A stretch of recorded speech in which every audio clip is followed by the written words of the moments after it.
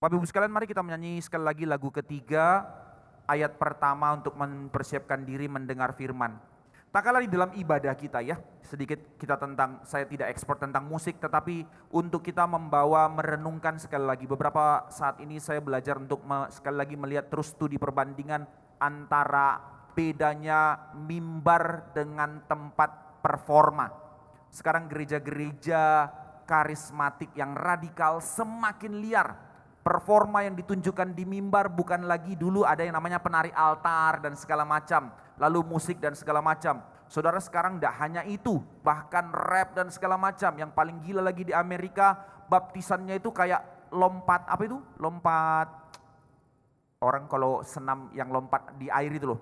Sudah disiapin semuanya, jadi orang lompat, wah jewur gitu. Ya itu nyanyi-nyanyinya dan ada siram-siram air dan karu-karuan. Nah itu yang mereka lakukan sehingga semua ibadah benar-benar full dengan entertainment. Maka itu menjadi sebuah hal yang mendukakan hati Tuhan sebenarnya, karena mereka tidak sedang mencari wajah Tuhan, tapi mereka memaksa yang namanya tanda petik hadirat Tuhan, memuaskan kepuasan hati mereka. Satu ibadah yang sangat egosentrik. Tetapi banyak orang mengatakan di dalam gereja-gereja Injili so boring. Tentu tidak sepenuhnya salah kritikan itu ketika ibadah kita dinyanyikan dengan lagu yang diseret-seret. Tetapi kita bersyukur di dalam ibadah kita di tempat ini dinyanyikan dengan satu kesadaran yang penuh, dan kita pun sebagai jemaat belajar untuk merenungkan setiap lagu, setiap kata yang kita nyanyikan dalam pujian kita. Lagu ketiga, walaupun tadi sepertinya temponya lambat, dan memang itu tempo yang tepat, mari kita belajar ada saat dimana kita dengan satu kesadaran berdiam, merenungkan dan mempersiapkan hati kepada firman. Mari kita bernyanyi dengan tempo yang tadi untuk bersama-sama melihat kepada firman Tuhan. Tempatku berlindung, ayat pertama saja.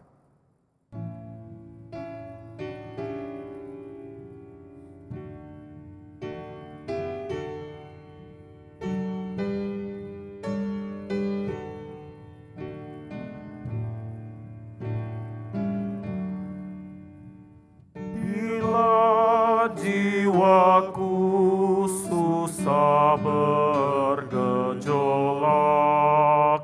ku ingin terbang ke tempat yang tenang. Dosaku penuh namun ku milikmu. Kaulah batu zaman, tempat berlindung. Ku berlindung di dalammu. Kaulah batu zaman, tempat berlindung. Mari kita berdoa. Terangilah hati kami dengan firman-Mu, berkatilah kami limpah dengan kebenaran-Mu yang akan mengkoreksi kami, membentuk kami, meneguhkan hati kami, memimpin seluruh jalan kami, menjadi saksi Tuhan di tengah dunia ini, di dalam seluruh langkah hidup kami, menjadi kemuliaan bagi nama Tuhan, menyukakan hati Tuhan, oleh karena hidup kami dipenuhi, dinaungi oleh firman-Mu. Beranugerahlah, berbicaralah kepada kami, bersabdalah atas kami umat-Mu, atas kami gereja-Mu di tempat ini. Dengar doa kami, dalam nama Tuhan Yesus kami berdoa. Amin. Mari kita melanjutkan pembahasan dari Kisah Para Rasul pasal 19, dari ayat 21 hingga ke ayat 40. Kisah Para Rasul 19, dari ayat 21 hingga ayat yang ke-40. Kita baca bergantian bagian ini, kita akan merenungkan tentang bagaimana melihat Injil di dalam kebenaran yang sejati, versus kepentingan manusia. Kisah Para Rasul 19, kita membaca bergantian dari ayat 21. Saya membaca, kemudian jemaat demikian hingga ayat ke-40. Demikian firman Tuhan. Kemudian daripada semuanya itu, Paulus bermaksud pergi ke Yerusalem melalui Makedonia dan Akhaya. Katanya, sesudah berkunjung ke situ, aku harus melihat Roma juga.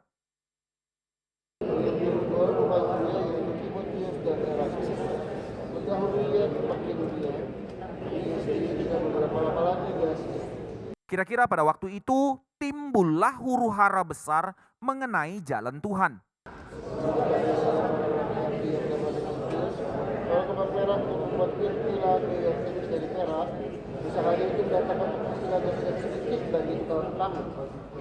yang tidak sedikit, dalam artian sangat banyak jumlahnya. Ia mengumpulkan mereka bersama-sama dengan pekerja-pekerja lain dalam perusahaan itu dan berkata, saudara-saudara, kamu tahu bahwa kemakmuran kita adalah hasil perusahaan ini.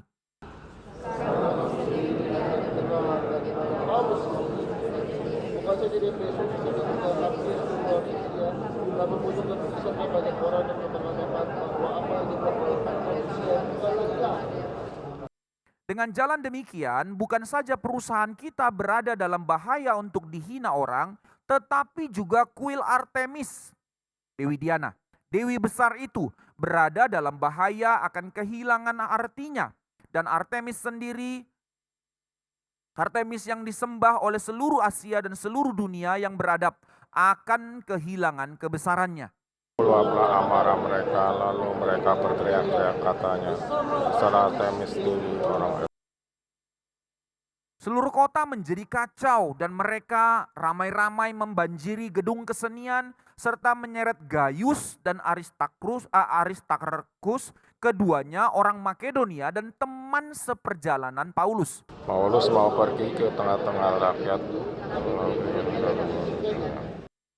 Bahkan beberapa pembesar yang berasal dari Asia yang bersahabat dengan Paulus mengirim peringatan kepadanya supaya ia jangan masuk ke gedung kesenian itu. Orang yang berkumpul di dalam gedung itu berteriak-teriak, yang seorang mengatakan ini dan yang lain mengatakan itu.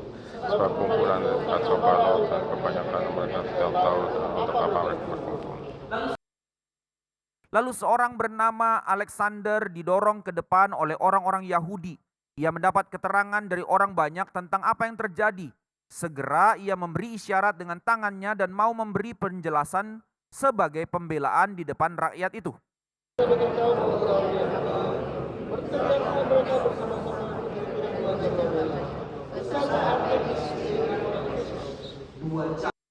Dua jam lamanya seisi kota. Bayangkan tempat itu kira-kira bisa dipenuhi 25.000 orang. Huru hara 2 jam teriak-teriak demonstrasi ya.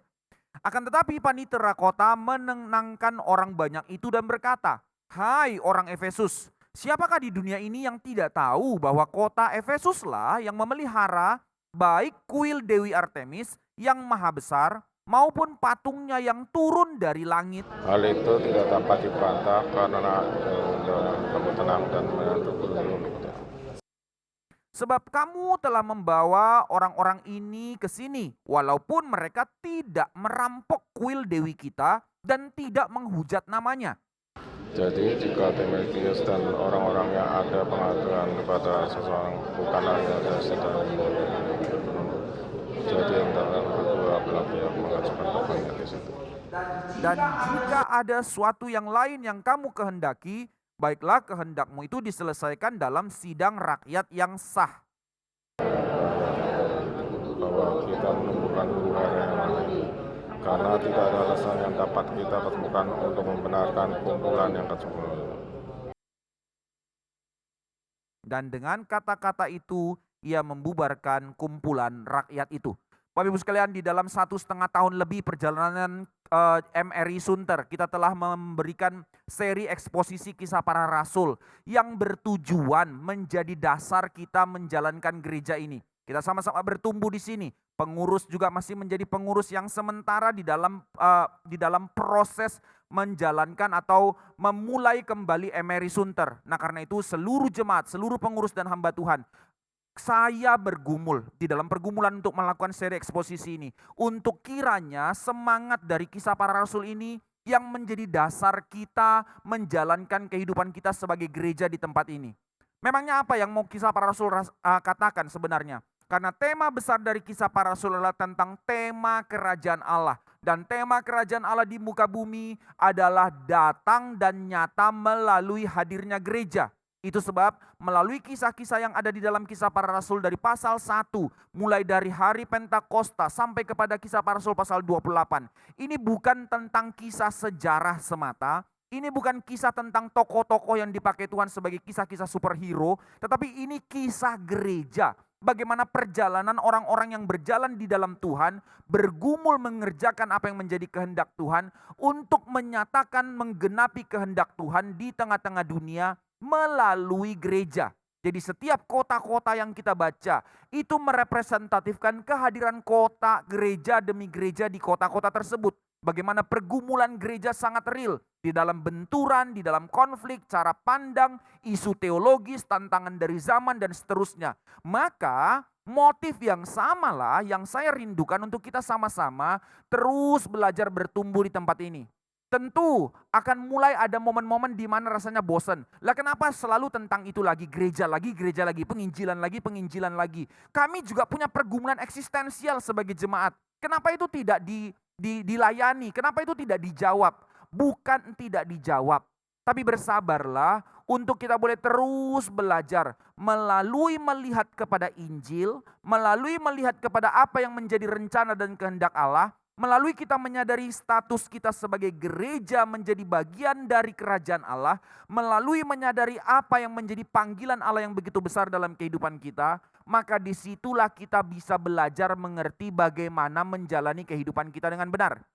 Ini yang sebenarnya pernyataan yang sering kali kita dengar tapi susah untuk kita hidupi di dalam pernyataan Kristus yang mengatakan carilah dahulu kerajaan Allah dan kebenarannya, maka semua akan ditambahkan. Itu sebab seluruh seri eksposisi ini membawa kita sekali lagi untuk menyadari eksistensi kita sebagai umat pilihan Allah. Eksistensi kita sebagai orang yang telah ditebus, dipanggil menjadi gereja. Untuk kita mengerti apa arti hidup kita. Apa yang menjadi tujuan kita, apa yang menjadi langkah kita ke depan. Di tengah segala pekerjaan, rumah tangga dan segala hal. Kita harus sadar semua di dalam dan dimulai dan untuk menjadi gereja. Sehingga tema ini terus kita ulang-ulang di dalam setiap minggu. Dan ada kelimpahan kebenaran di dalamnya. Yang membawa kita untuk mengerti privilege yang Tuhan sudah sediakan. Panggilan yang begitu mulia yang Tuhan percayakan kepada kita sebagai gereja. Kiranya Tuhan yang terus meneguhkan melalui pengantar ini untuk kita sekali lagi terus dengan rendah hati. Mau sama-sama bergumul, mau sama-sama hidupi panggilan kita sebagai gereja. Nah sekarang kita masuk kembali ke dalam eksposisi ini.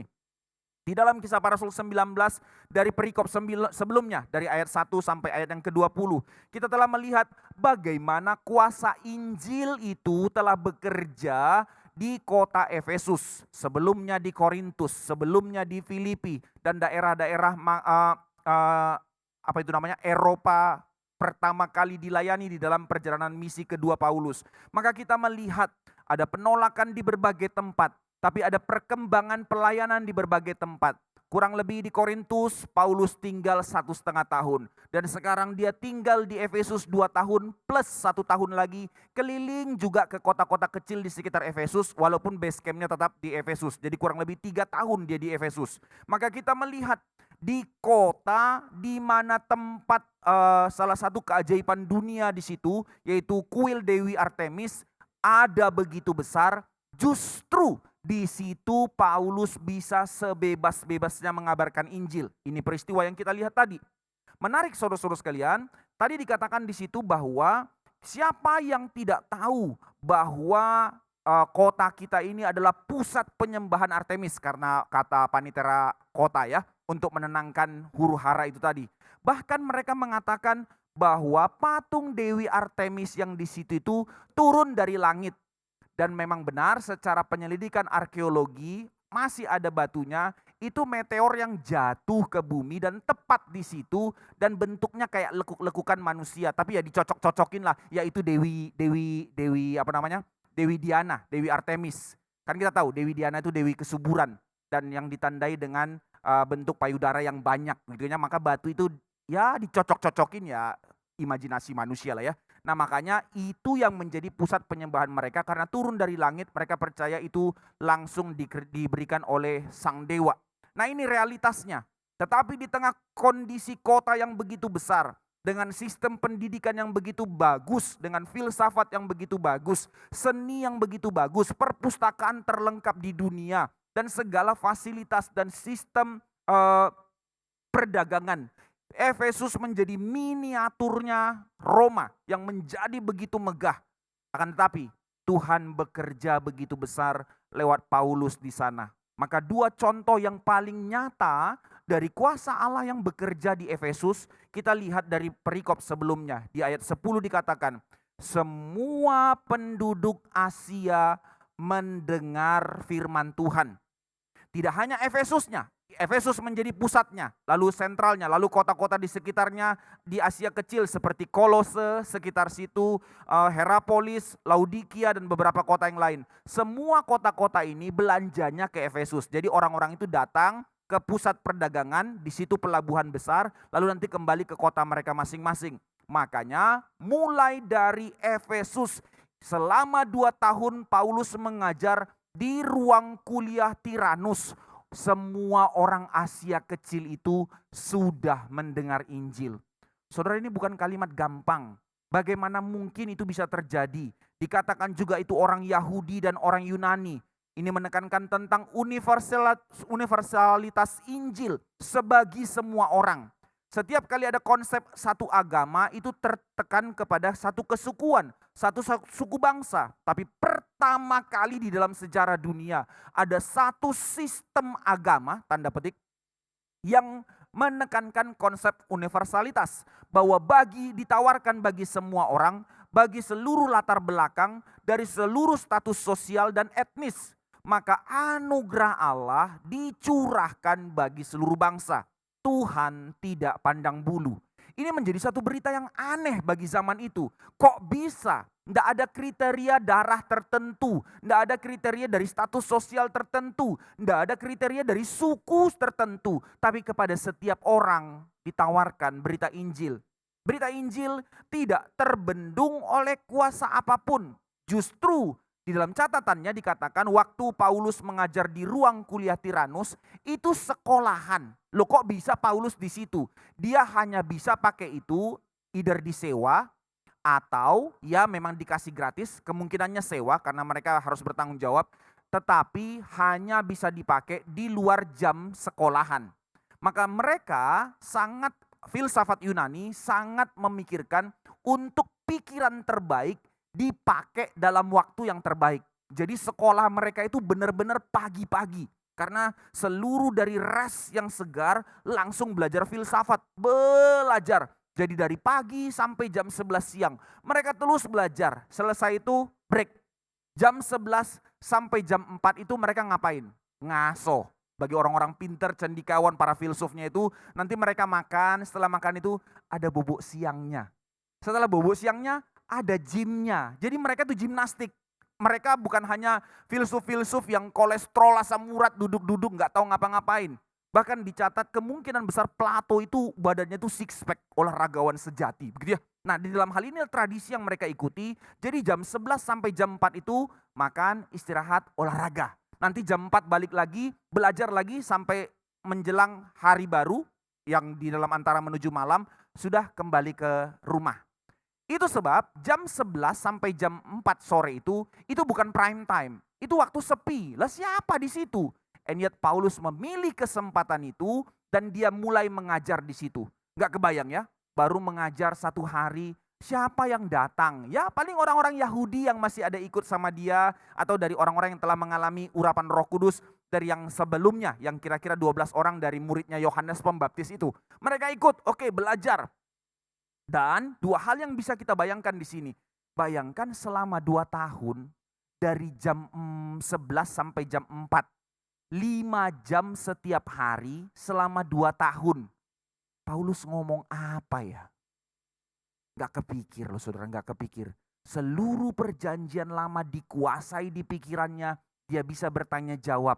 Dan tentu dari perspektif Yahudi dia akan menjawab dari konsep perjanjian lama. Tapi dari perspektif Yunani, orang-orang yang datang itu maka dia akan menjawab dari perspektif filsafat. Seperti dulu dia ketemu orang di Areopagus. Maka dia bisa bertanya jawab dan memberikan pengajaran selama 5 jam konstan setiap hari selama 2 tahun.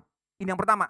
Yang kedua, bayangkan dalam tempo 2 tahun, salah satu kota terbesar di dunia yang kurang lebih 300.000 penduduknya, sampai kalimat mungkin gak sampai semuanya mendengar, tapi representatif lah ya. Paling tidak para laki-lakinya yang suka belajar sudah mendengar. Dikatakan seluruh Asia kecil, berarti bukan hanya Efesusnya. Kota-kota yang tadi sekitarnya itu, Kolose, Laodikia dan seterusnya. Orang-orang yang datang pun sampai kepengen datang bukan hanya untuk dagang demi kebutuhan mereka, mereka harus singgah ke sekolah itu untuk dengar Paulus. Saya percaya Kisah Para Rasul tidak pernah dicatat dengan lebay, tetapi dengan segala kerendahan hati, karena dikatakan Lukas menyelidiki dengan seksama. Itu sebab waktu dikatakannya semua orang dari Asia kecil telah mendengar. Siapa mau datang di jam istirahat, saat-saat orang mau berdagang, ya saatnya belajar, atau orang-orang mau istirahat tidur siang, orang malah datang. Dalam tempo 2 tahun, dari berapa belas orang, berapa puluh orang, berapa ratus orang, mungkin berapa ribu orang, akhirnya terus berdatangan mendengar Paulus. Ini yang kita lihat bagaimana kuasa Allah bekerja di kota Efesus. Demikian besar pengaruh berita Injil yang dibawa Paulus bagi kota itu, bahkan bagi seluruh Asia kecil. Saudara, berita Injil. Dia tidak punya moneter untuk ditawarkan. Dia tidak punya paspor Romawi untuk diberikan sebagai berita keselamatan. Dia hanya membawa berita keselamatan, berita tentang Kristus, orang Nazaret yang mati tersalib lalu bangkit untuk menebus dan menyelamatkan manusia.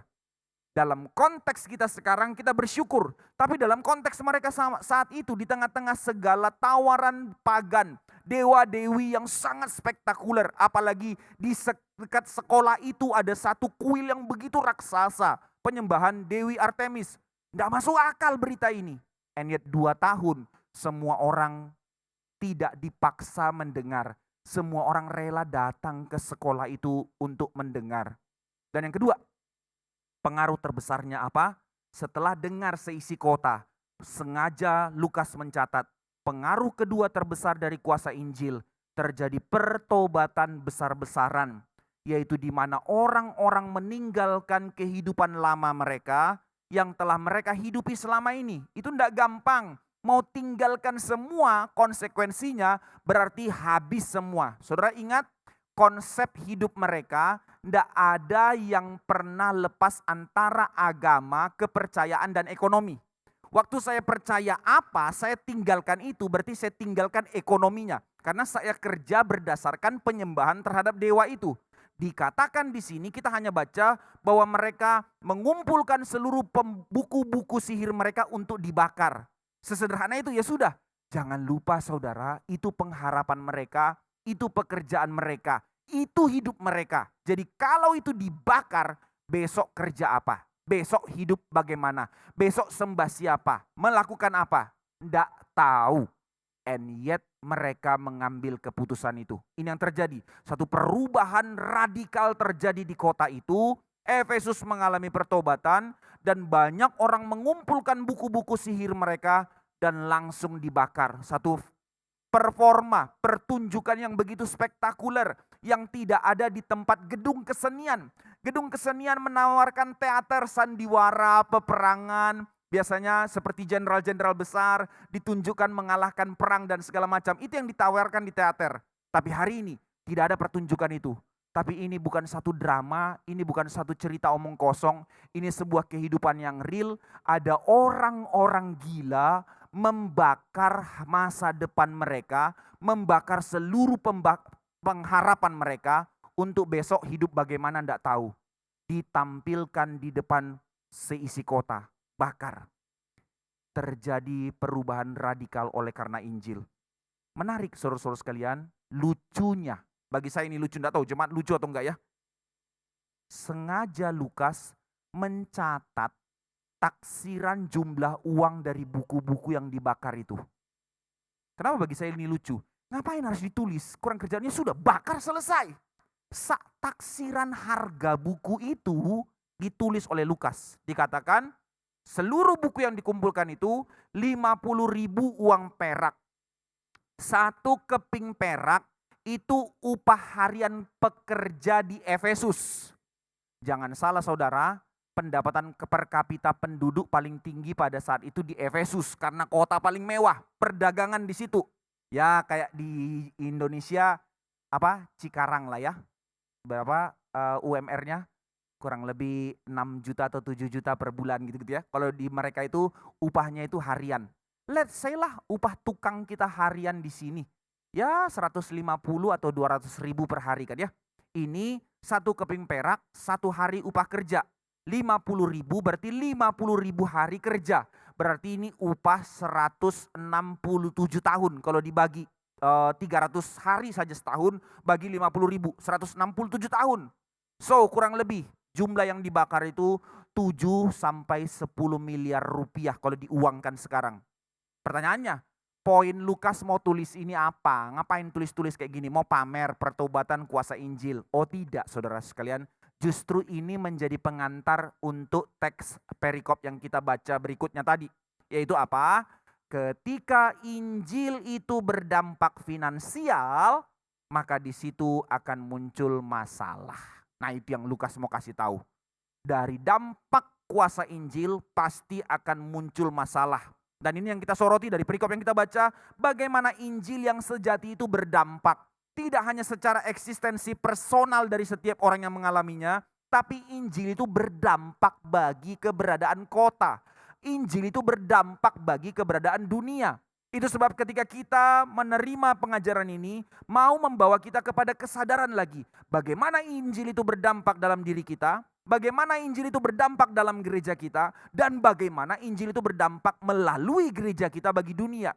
Ketika gereja tidak lagi memunculkan ini, mari question mark besar, jangan-jangan kita tidak menghidupi Injil. Nah ini pertanyaan tantangan yang harus kita gumulkan. Injil apa yang kita hidupi? Sebab Kisah Para Rasul mencatat, tidak mungkin tidak.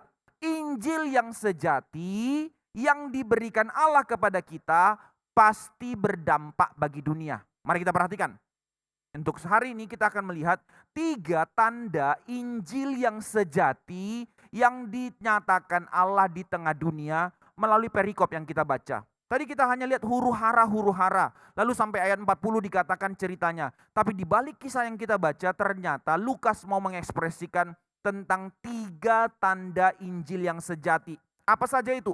Pertama, Injil yang sejati adalah berbicara tentang penyingkapan yang menelanjangi dosa yang tersembunyi.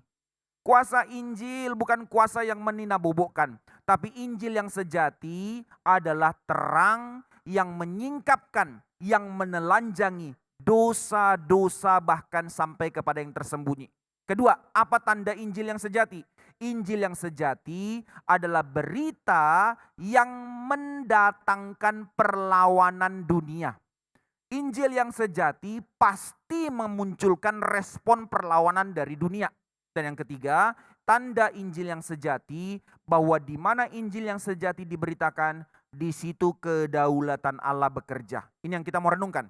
Pertama, tentang Injil yang sejati menyingkapkan dan menelanjangi dosa yang tersembunyi. Kedua, berita Injil yang sejati akan mendatangkan perlawanan dari dunia. Dan yang ketiga, Injil yang sejati diberitakan, di situ kedaulatan Allah akan bekerja. Mari kita perhatikan bagian ini dari narasi yang tadi kita baca.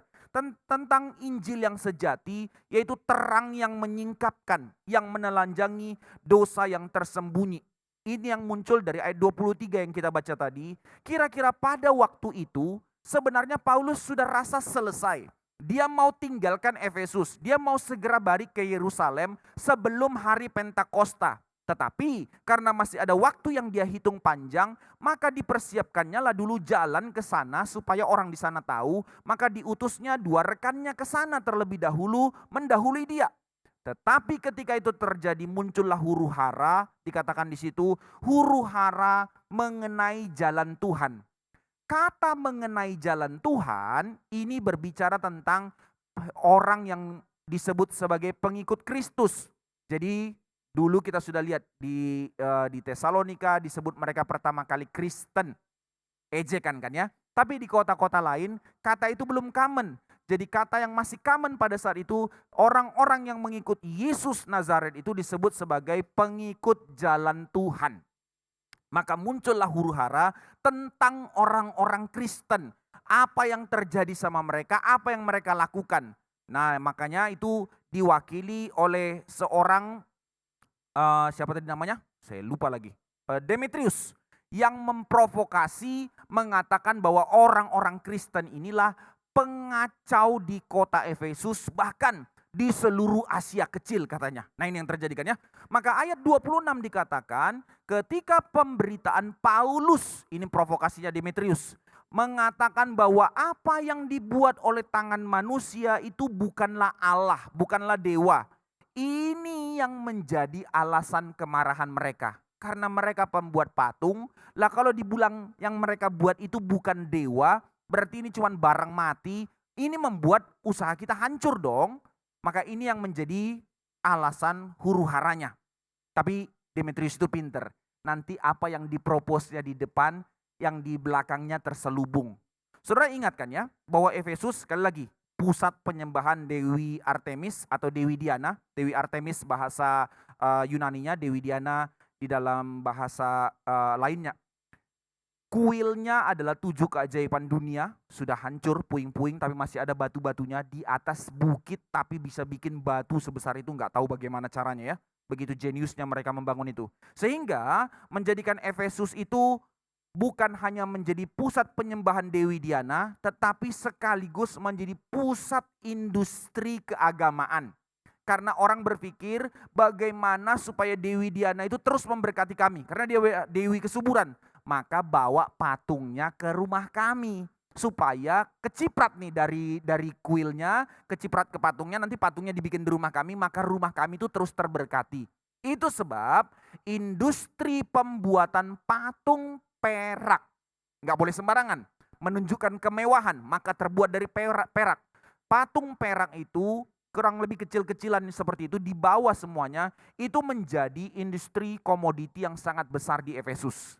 Makanya Demetrius pikir supaya sistemnya terorganisasi dengan baik, semua pemahatnya dikumpulin, dibikin di dalam satu perusahaan. Nanti sistem sharing ya. You bikin, kumpulin aja. Saya menjadi penadahnya, nanti orang beli semua. Berapa yang sudah kamu buat, kamu kirim ke sini, nanti uangnya diberikan ke kamu. Jadi dia menjadi kepala pembuatnya, dia pemimpin perusahaannya. CEO ini, orang besar ini. Begitu ya. Maka apa yang terjadi?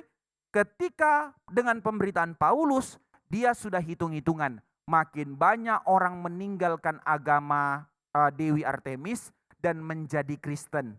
Bakar buku-buku sihirnya, bakar agamanya, berarti buang patung-patungnya, ndak beli lagi. Cilaka, bisnis kita goyang. Sehingga itu yang membuat dia marah. Dari sini sebenarnya Lukas mau membuka atau mau menyingkapkan.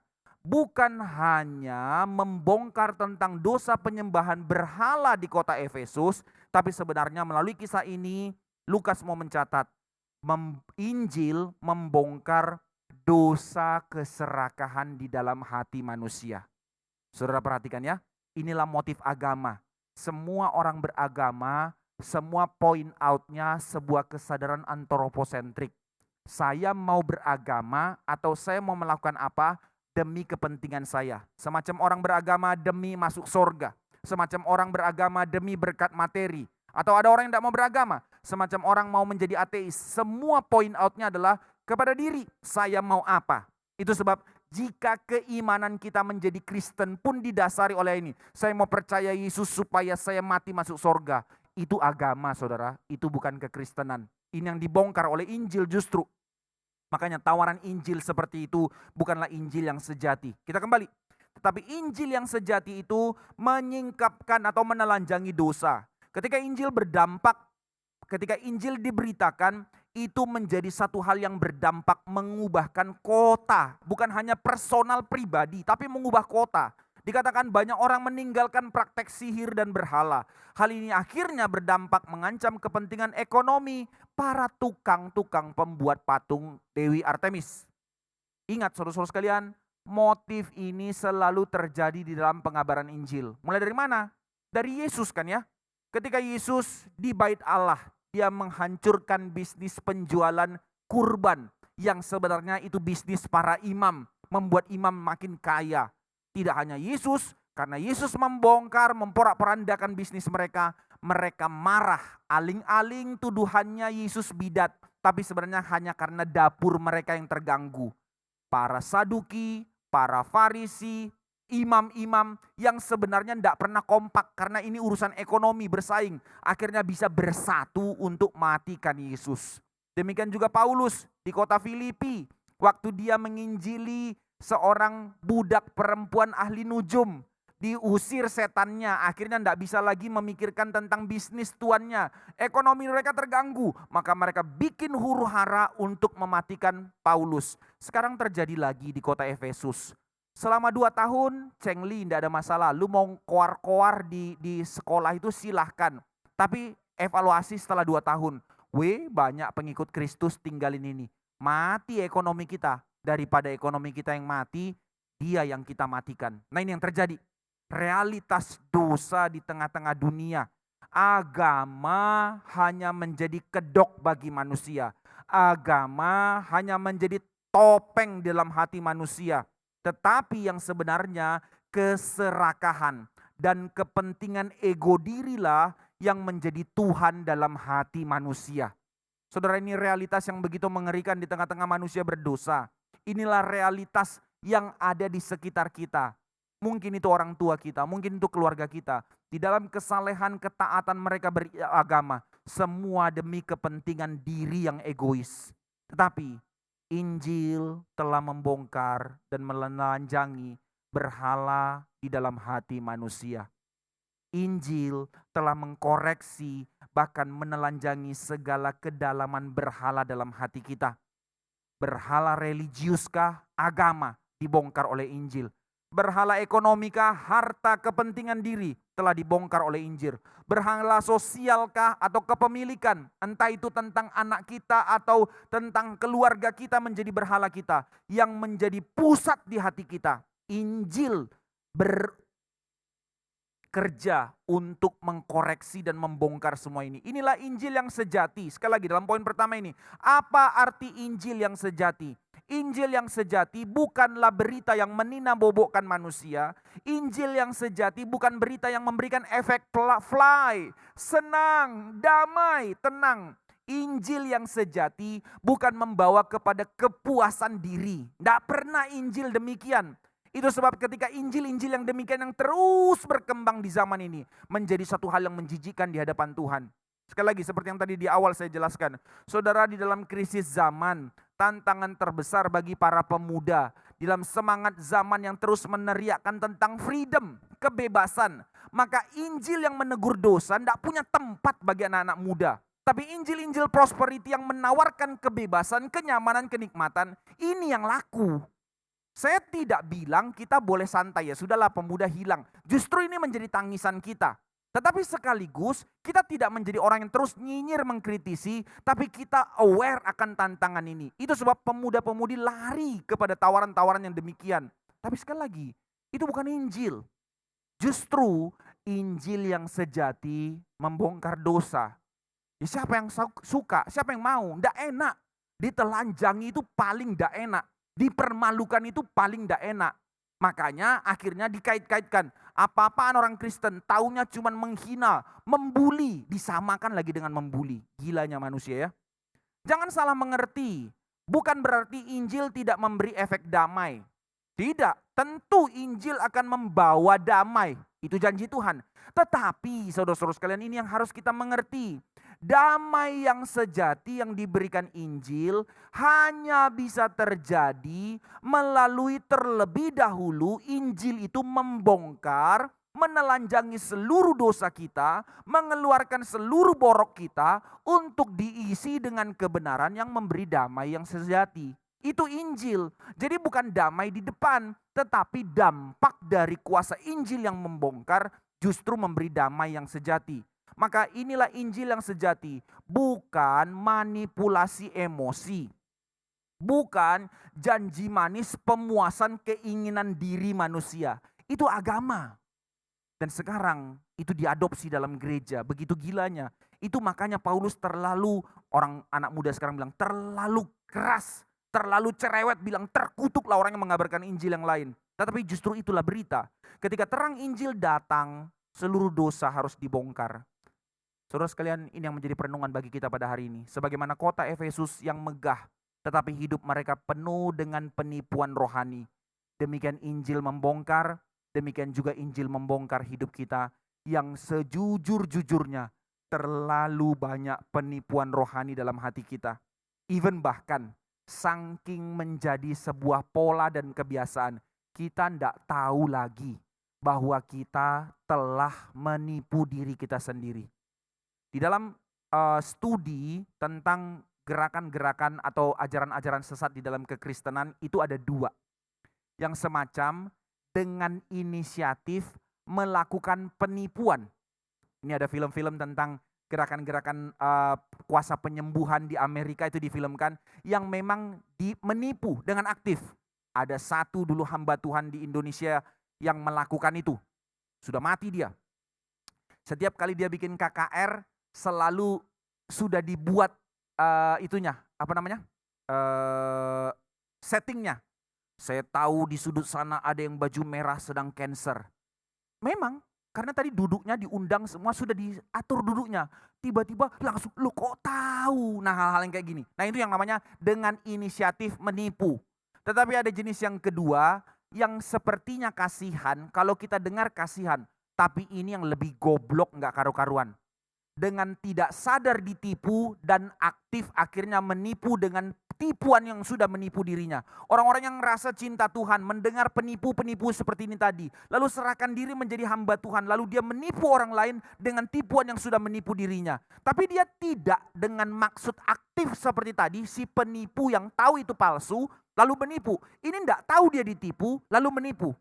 Kalau menurut kacamata kita ini kasihan kan ya. Saudara enggak. Bagi Injil ini yang paling jahat. Tuhan sudah memberikan kamu akal pikiran untuk kembali kepada kebenaran. Jadi jangan blame. Ya dulu saya tertipu, saya enggak tahu. Lah baca firman. Orang Kristen enggak mau. Bisikan Roh Kudus saja. Firman enggak penting. Cilaka luar biasa. Kembali. Maka ketika Injil bekerja, maka disitulah Injil membongkar dosa. Maka itu pasti ada certain ketidakenaan, tapi itu tanda Injil yang sejati. Kuasa Injil bekerja, maka arah dan nilai hidup seseorang pasti diarahkan keluar dari lumpur dosa untuk dipimpin kepada hidup baru. Bahkan bukan hanya secara personal, secara konsep ekonomi, secara keadaan sosial dari sebuah kota, pasti akan diubah oleh Injil. Di mana terjadi pertobatan dari individu, dipanggil menjadi satu gereja, kehadiran mereka tidak mungkin tidak akan menggoncang keberadaan kota. Lihat kota Filipi yang kemarin kita pelajari yang begitu besar. 3 jenis pertobatan muncul di kota Filipi. Lydia penjual kain ungu, orang kaya punya status sosial, beda pergaulannya. Seorang perempuan budak yang ahli nujum, beda status sosialnya. Seorang sipir penjara, beda status sosialnya. Tapi dipertobatkan, disatukan jadi gereja. Akhirnya menjadi salah satu gereja yang paling kuat, yang mendukung pelayanan Paulus, bahkan mengumpulkan uang mendukung pelayanan di Yerusalem. Latar belakang yang tidak masuk akal bisa bersatu seperti ini. Mengubahkan kota, berdampak bagi kota. Demikian dengan Efesus. Kota yang begitu besar, terselubung dengan kemegahan dewi-dewinya. Tapi sekarang karena Injil selama 2 tahun diberitakan, goncanglah kota itu. Karena mengubah konsep berpikir, mengubah keberadaan ekonomi, mengubah status sosial masyarakat. Diterima dalam satu komunitas baru yang disebut dengan gereja. Dan menarik orang keluar dari berhala diri. Ini Injil. Karena itu saudara-saudara sekalian, sama panggilan bagi kita gereja pada zaman ini. Kita gereja dipanggil untuk menghidupi Injil yang senantiasa membongkar hidup kita dari dosa. Dan kita di gereja dipanggil untuk membawa terang Injil yang akan menegur, mengkoreksi, mengubah dunia. Jadi bukan sekedar membawa ketenangan atau memberitakan koreksi-koreksi moralitas. Bukan, tapi mengkoreksi, mengubah borok dosa.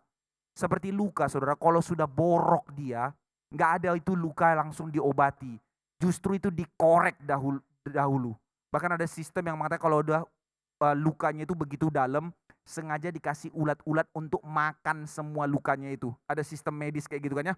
Ditutup bahkan supaya ulat itu bisa makan. Setelah beberapa hari dibongkar, dikeluarin ulatnya semua, sudah termakan semuanya, baru dibersihkan, disiram. Betapa sakitnya. Nah, motif ini Injil. Digebuk baru dibalut. Nggak ada yang namanya disayang-sayang dahulu. Ini cara Injil bekerja. Mengkoreksi, menegur, mengubah, menata ulang hidup. Itu Injil.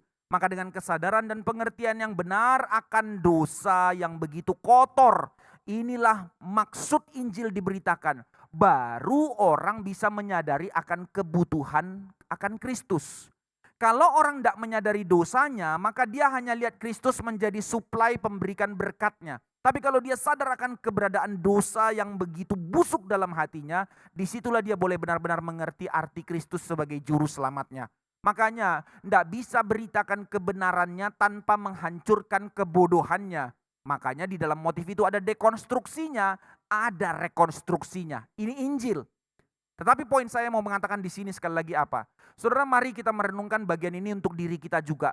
Jikalau kita sebagai orang Kristen mengatakan kita sudah percaya Injil yang telah menegur kita dari dosa, tapi berhenti di dalam pertobatan itu, tapi kita tidak lagi senantiasa terus hidup dengan Injil. Bagaimana Injil itu terus membongkar kita? Hanya menjadikan itu starting point. Bukankah Paulus juga mengatakan kepada surat Filipi dikatakan, hendaklah kamu senantiasa, berarti satu kontinuitas, hidup berpadanan dengan Injil Kristus. Maka jika kita tidak menjadikan Injil itu sebagai jalan hidup kita, maka tidak ada pengkoreksian dari hari ke hari. Di satu titik kita sudah menjadi percaya, kita sudah mengerti Yesus juru selamat. Tapi kita tidak memberi ruang Injil itu terus mengkoreksi. Injil itu terus menelanjangi kita. Akhirnya sembari kita percaya, tapi sembari kita menjadi batu sandungan. Karena ego-ego yang lain yang masih tersembunyi. Tidak kita biarkan Injil itu mengkoreksi. Sambil melayani tapi dengan ego. Sambil melayani tapi dengan keras hati. Sambil melayani akhirnya bentur dengan yang lain. Percaya and yet tidak berdampak. Ini masalahnya. Itu sebab sekali lagi Paulus bilang di dalam Kisah Para Rasul, Lukas catat, Injil yang sejati adalah Injil yang terus bekerja mengkoreksi kita, membongkar dosa. Biarkanlah itu terus berpadanan dengan hati kita. Kedua, apa tanda berita Injil yang sejati? Berita Injil yang sejati dengan konsekuensi yang begitu besar membongkar dosa, maka akan mendatangkan perlawanan dari dunia. Dari ayat 28 sampai 26 sampai 28. Apa yang dikatakan? Diwakili oleh Dimitrius, sang kepala pengrajin perak itu. Dia marah dan mengasut pengrajin-pengrajin lain.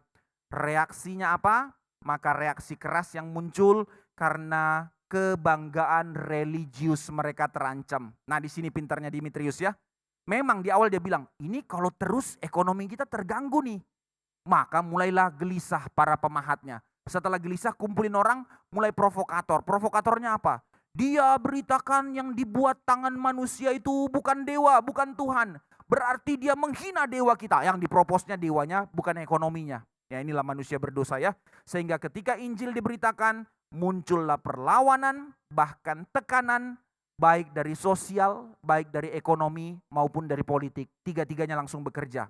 Itu sebab di dalam tantangan inilah terjadi huru hara yang begitu besar itu terjadi.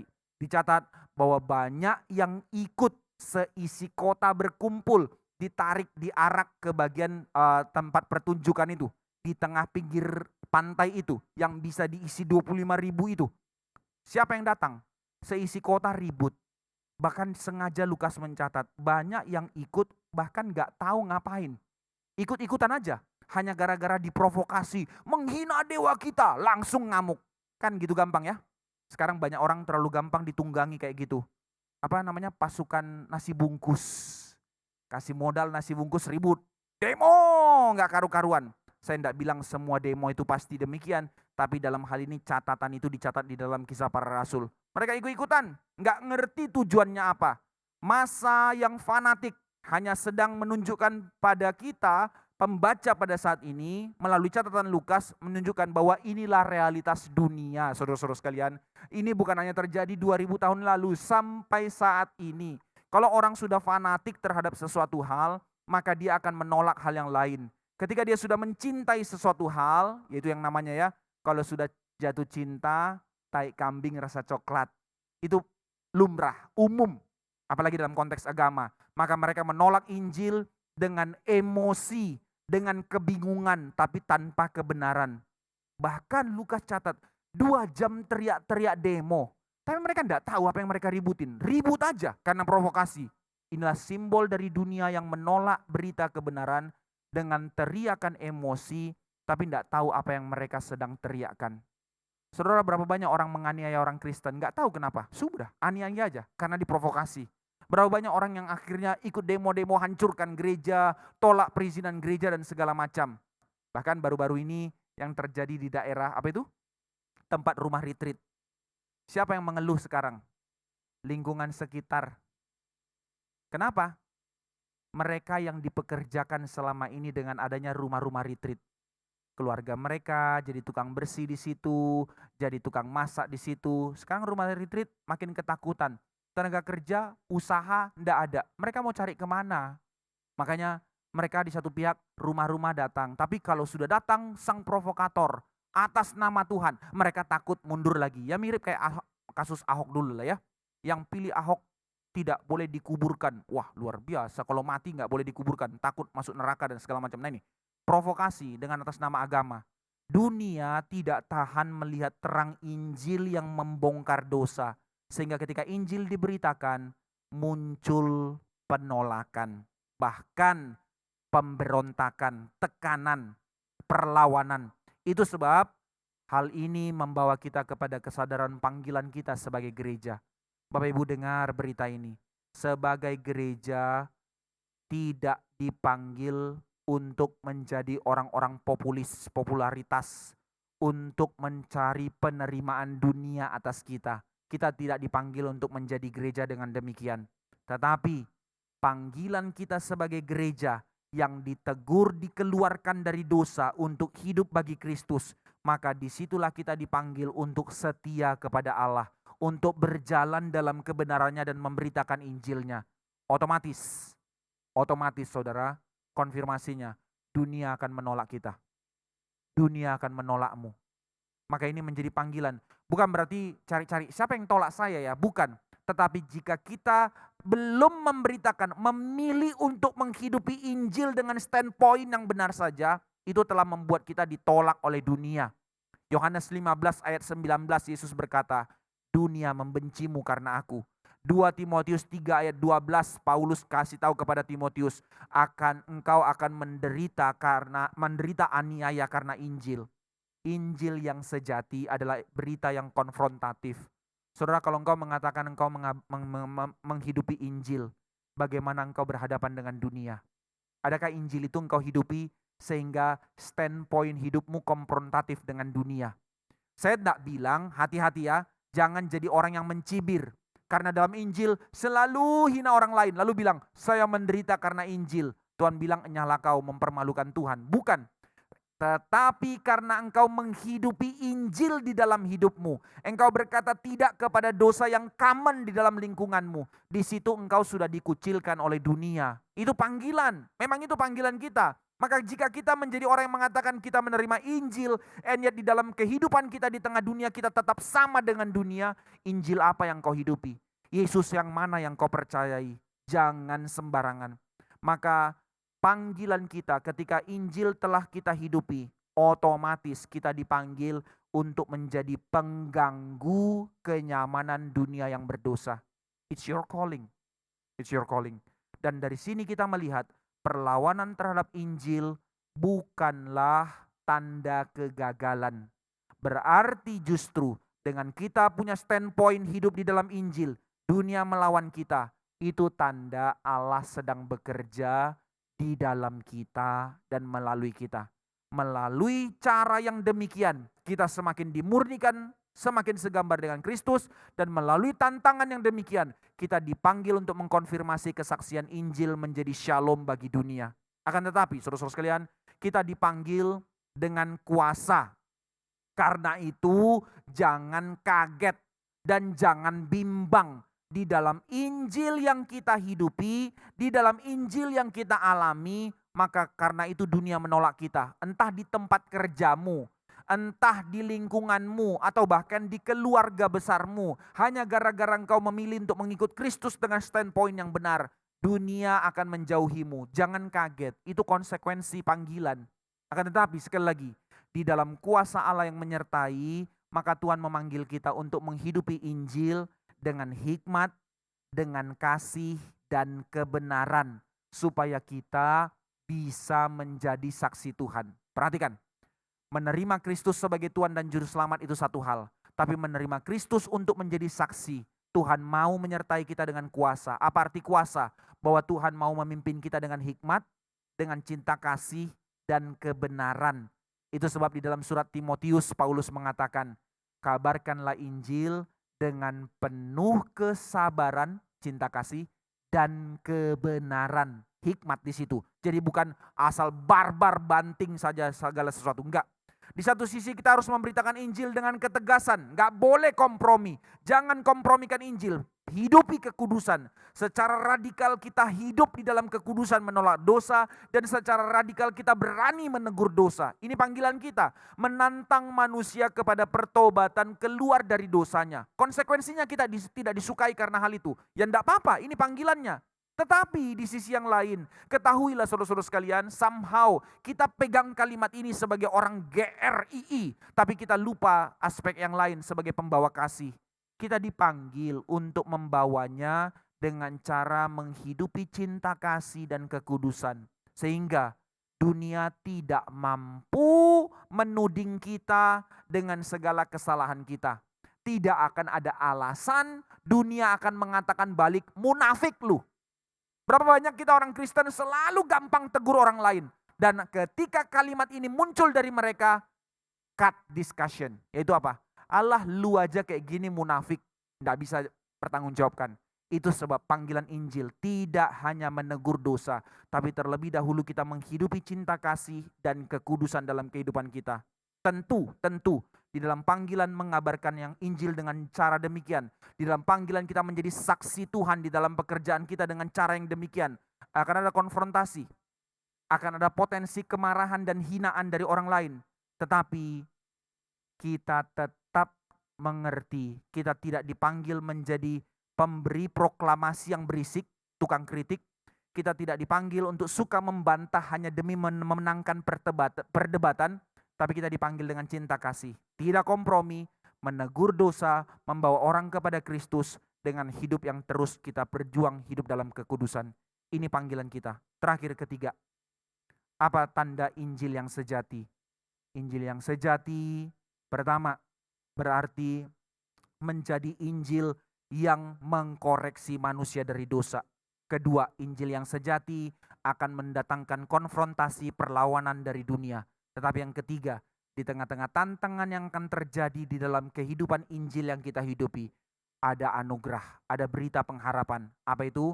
Di dalam Injil yang sejati, kedaulatan Allah akan bekerja. Saudara sekalian, sehebat apapun dunia berusaha menghentikan Injil, itu hanyalah usaha yang sia-sia. Bukan berarti kita jadi tenang. Oh tidak gampang memang. Karena faktanya lihat, bayangkan seorang Dimitrius bisa memunculkan huru-hara di satu kota yang begitu besar. Hanya karena berita, Paulus menghujat agama kita. Seisi kota heboh. Ancaman kematian bisa terjadi kepada Paulus. Tapi entah bagaimana caranya di dalam kedaulatan Allah. Bukan Paulus yang ditangkap, maka Gaius dan temannya yang ditangkap. Loh kenapa Gaius yang ditangkap? Kenapa enggak Paulus? Itulah cara Tuhan. Dan ketika Gaius ditangkap, hati Paulus hancur. Dia tidak mau Gaius mati. Maka dia paksa mau ketemu ke tengah-tengah untuk mau berikan jawaban. Tapi saudara seiman larang. Bahkan panitera kota yang dekat dengan dia. Berarti ada orang-orang pintar di kota itu, pemimpin kota itu yang ikut belajar selama 2 tahun. Dia pun memberi peringatan kepada Paulus. Jangan. Kenapa jangan? Karena yang demo bukan orang yang ngerti, orang-orang ribut. lempar batu ikut lempar karena enggak ngerti, enggak mikir. Maka jangan, kalau orang mau berajak debat silakan duduk. Tapi kalau orang cuma mau teriak-teriak, jangan hadapi. Maka Paulus di dalam bergumul, dia enggak pernah mau ambil keputusan sendiri. Dia rasul, dia yang menetapkan segala sesuatu. Tapi dia mendengar rekan-rekan. Nah ini cara bergumul di hadapan Tuhan.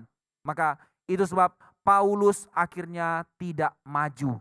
Di dalam kedaulatan Tuhan, justru Tuhan membalikkan keadaan. Allah yang berdaulat bekerja melampaui apa yang Paulus bisa pikirkan.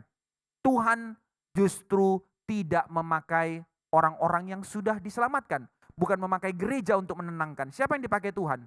Justru bukan orang Kristen kan ya. Panitera kota. Orang-orang yang belum mengenal Kristus diberi hikmat bijaksana. Panitera kota dengan hikmat menghentikan keributan. Dengan logika argumentasi yang jelas. Dengan konsep hukum yang sudah ada. Ada jalur hukumnya. Jangan timbulkan huru hara. Tuhan malah pakai itu. Paulus dan rekan-rekan tidak jadi diserang. Justru Paulus tidak perlu turun tangan. Malah tidak perlu hadir, justru masalah ditenangkan.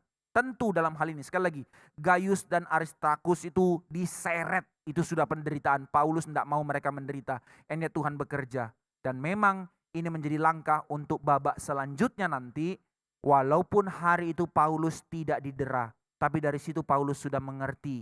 Nanti dari pasal 20 terus sampai pasal 28. Penderitaan Paulus akan segera dimulai. Dari Yerusalem sudah dibilang jangan pergi, dia tetap pergi. Dia ditangkap, dia mau dimatikan, dia diadili kota, diadili negara sampai ke Roma nantinya. Tetapi sekali lagi saudara-saudara sekalian, di sini kita boleh mengerti apapun yang terjadi di balik semua tragedi yang kita tidak tahu bagaimana melangkah, tangan kuasa dan kedaulatan Allah sedang bekerja. Allah tetap memegang kendali, termasuk di dalam kondisi ancaman sekalipun. Sekali lagi, kita melihat ke refleksi diri kita sebagai penutup dalam renungan ini. Meskipun gereja tampak lemah, kita tidak berdaya, tetapi Alkitab memberitahukan kemenangan Injil bekerja dan tidak bisa terbendung karena kuasa Injil tidak bergantung kepada kekuatan kita sebagai gereja. No, Tuhan mau pakai kita, tapi Tuhan tidak bergantung kepada kita. Tuhan pakai kita karena anugerahnya sedang bekerja dan membentuk kita. Itu tujuannya. Tetapi di dalam kelemahan bahkan kegagalan kita, kuasa Injil tidak pernah gagal. Melainkan kedaulatan Allah tetap bekerja. Dia bekerja melampaui ide kita, dia bekerja melampaui cara kita. Karena itu surrender all. Biarkan dia memimpin kita. Kemenangan Injil itu sebuah kepastian. Meskipun dalam konteks kita sekarang, banyak hal yang sulit kita jalani. Terlalu banyak. Tuhan, aku karena ikut engkau susah. Kalau pakai cara kompromi selesai nih, gampang. Niat aku tidak mau langkah seperti itu. Susah Tuhan. Tapi biar Tuhan pimpin. Biar Tuhan pimpin. Dan tidak hanya kita. Di dalam kemenangan Injil. Dalam hari-hari sekarang saya berdoa bergumul terus. Coba terus cari beritanya. Susah cari beritanya. Bagaimana dengan saudara-saudara kita di Sudan? Bagaimana dengan saudara-saudara kita di Nigeria? Kelompok separatis Boko Haram yang terus punya senjata. Siapa yang memperlengkapi mereka? Separatis yang tidak punya usaha, punya senjata, kemana saja tinggal berondong satu desa. Nggak ada itu peringatan, lewat satu desa, 2 mobil besar, senjata mesin, mati satu kota, pergi. Atau tangkap hamba Tuhan, cungkil mata, potong tangan, mutilasi satu-satu. Ini terus terjadi. Setiap hari di Nigeria, seratusan orang Kristen terus mati. Saya mulai tanya, sejak kapan? 2009 sampai sekarang sudah jutaan orang Kristen mati di sana. Di satu pihak ini begitu mengerikan, tapi justru kenapa sampai sekarang kok tidak habis-habis? Dari 2009 jutaan orang sudah mati di sana, di Sudan, di Nigeria dan beberapa negara Afrika lainnya. Kenapa tidak habis-habis? Justru itu konfirmasi. Kebangunan rohani terus bekerja di sana. Teror tidak membendung, malah mempertobatkan banyak orang. Tapi di satu pihak menjadi tangisan kita. Kenapa dunia diam? Karena tidak ada urusan dengan ekonomi mereka. Tetapi kenapa Palestina beribut? Karena urusannya dengan ekonomi negara-negara. That's it. So, they don't care tentang jiwa. Mereka cuma pikir tentang ekonomi mereka. Itu tanda Injil membongkar dosa. Sekali lagi, berdoalah. Di balik semua kondisi itu, meski sulit, saya sebagai hamba Tuhan sendiri sulit, nggak kebayang bagaimana saya jadi hamba Tuhan, tiba-tiba saya dengar anak saya ditembak hari ini. Jangankan untuk mengabarkan Injil, untuk bisa berserah sama Tuhan saja itu satu langkah yang setengah mati. And yet mereka terus melakukan itu di Nigeria sana. Karena apa? Justru orang-orang itulah yang mengerti arti Injil, arti menghidupi kedaulatan Allah. Dengan demikian kita boleh sadar kisah hidup kita sebagaimana orang-orang Nigeria sekarang bukan tentang kita, tapi kisah hidup kita sebagai orang tebusan adalah kisah Allah di dalam kita dan kisah Allah melalui kita. Sekali lagi, kalimat ini pendek, pulanglah dengan kalimat ini. Saudara, sebagai orang tebusan, kisah hidupmu bukan tentang engkau, tapi melalui hidupmu kisah Allah dinyatakan di dalam engkau dan melalui engkau. Teguhlah hatimu, meski tidak tahu langkah besok bagaimana, tapi biarlah dengan meminta, Tuhan beri aku anugerah melalui hidupku kisah Allah diberitakan. Melalui hidupku shalom dipancarkan. Melalui hidupku Injil disaksikan. Biarkan Tuhan memimpin. Kiranya kehendak Allah yang bekerja di dalam kita. Mari kita berdoa.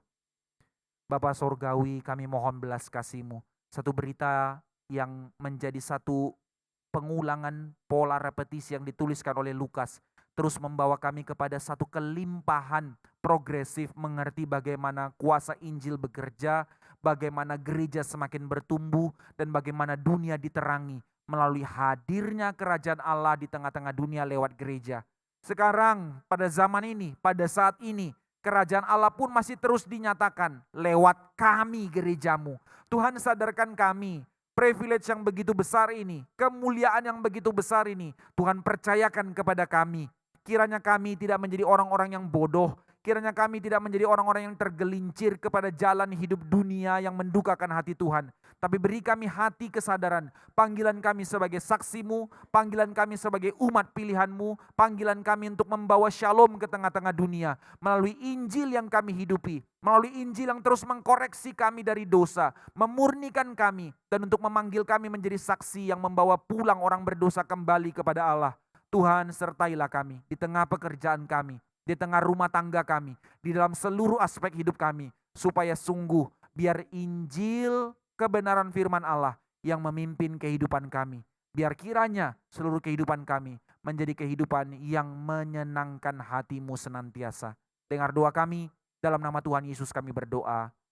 Amin. Saya undang jemaat untuk bangkit berdiri dengan semua orang kudus di dalam sepanjang sejarah. Mari kita bersama-sama menyatakan pengakuan iman kita, pengakuan iman rasuli. Aku percaya kepada Allah, Bapa yang Maha Kuasa, Khalik langit dan bumi, dan kepada Yesus Kristus anaknya yang tunggal Tuhan kita, yang dikandung dari Roh Kudus, lahir dari anak darah Maria, yang di bawah pemerintahan Pontius Pilatus, disalibkan, mati dan dikuburkan, turun ke dalam kerajaan maut. Pada hari yang ketiga, bangkit pula dari antara orang mati, naik ke sorga, duduk di sebelah kanan Allah, Bapa yang Maha Kuasa. Dan dari sana Ia akan datang untuk menghakimi orang yang hidup dan yang mati. Aku percaya kepada Roh Kudus, gereja yang kudus dan am, persekutuan orang kudus, pengampunan dosa, kebangkitan tubuh, dan hidup yang kekal.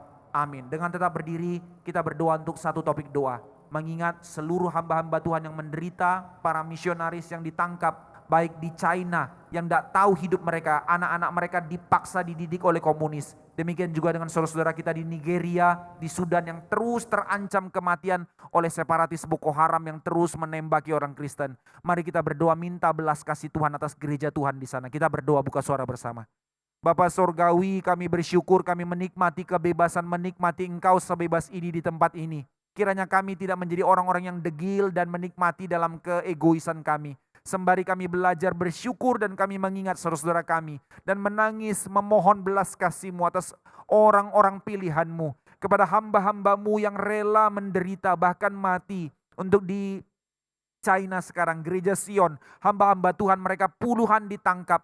Dituding dengan tuntutan politik menjadi ancaman bagi negara. dipenjarakan dengan tidak tahu kondisinya, tidak bisa dikunjungi, dan anak-anak mereka dipaksa dididik di dalam komunisme. Begitu mengerikan tantangan gereja. Demikian juga untuk teror dan kematian yang terjadi kepada saudara-saudara yang di Nigeria. Oh Tuhan, berbelas kasih atas umat-Mu. Air mata belum kering, mereka harus menangis lagi karena saudara, keluarga mereka mati, karena rumah mereka dibakar. Mereka harus terus berpindah, berjuang bertahan hidup dengan iman mengikut Kristus. Tuhan, terlalu berat penderitaan mereka. Kami mohon belas kasih-Mu, beranugerahlah, berbelas kasih atas gereja-Mu di sana. Tuhan, nyatakanlah kehendak-Mu atas mereka, peliharakanlah mereka. Kepada orang-orang yang menganiaya, buka mata mereka. Banyak sekali mereka yang tidak tahu apa yang mereka perbuat, di brainwash sedemikian rupa. Anak-anak dilatih dari kecil membunuh keluarga mereka karena Kristen. Tuhan, mohon belas kasih-Mu, mohon anugerah-Mu untuk saudara-saudara yang di sana. Kami minta pertolongan belas kasih-Mu. Demikian kami boleh terus belajar untuk tidak take it for granted dengan semua anugerah yang diberikan Allah. Supaya Injil itu terus bekerja dalam hati kami, untuk terus mengkoreksi dan memurnikan kami. Sehingga kami tidak menjadi orang-orang yang bebal. Tapi biarlah kami boleh sungguh-sungguh menjadi saksi-Mu di dalam seluruh kehidupan kami. Dengar doa seruan kami, dalam nama Tuhan Yesus kami berdoa. Amin.